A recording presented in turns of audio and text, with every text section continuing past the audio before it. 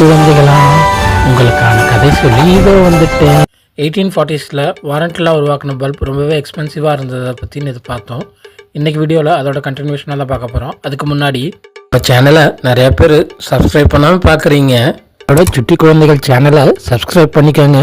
கூடவே பக்கத்தில் இருக்க பெல் ஐக்கானையும் கிளிக் பண்ணிவிட்டு ஆல் அப்படின்ற ஆப்ஷனையும் சூஸ் பண்ணி நாம் போடக்கூடிய வீடியோஸ் எல்லாத்தையும் உடனே பார்த்துடுங்க.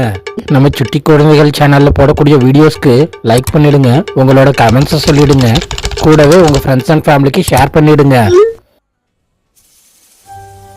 நல்ல டியூரபிலிட்டியோடையும் ஸ்டேபிளாகவும் எரியக்கூடிய ஒரு பல்பை வாரண்டியில் கண்டுபிடிச்சிருந்தாலும் அது ரொம்பவே எக்ஸ்பென்சிவாக இருந்தது.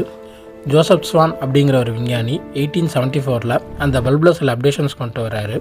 குறிப்பாக வாரண்டியில் உருவாக்கின ஃபிலமெண்ட்டுக்கு பதிலாக கார்பன் மெட்டீரியலில் உருவாக்கப்பட்ட ஒரு ஃபிலமெண்ட்டை கண்டுபிடிச்சி அதை பல்பில் ஒளிரக்கூடிய பொருளாக பயன்படுத்தி சோதனை செஞ்சு பார்க்குறாரு. அதில் சக்ஸஸும் ஆகிறாரு.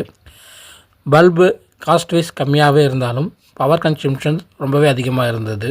இன்றைக்கி வீடியோ ரொம்பவே இன்ட்ரெஸ்டிங்காக இருந்திருக்கும். நாளைக்கு இதோட கண்டினியூவேஷனில் உங்களை சந்திக்கிறேன். Until that, bye from உங்கள் கதை சொல்லி.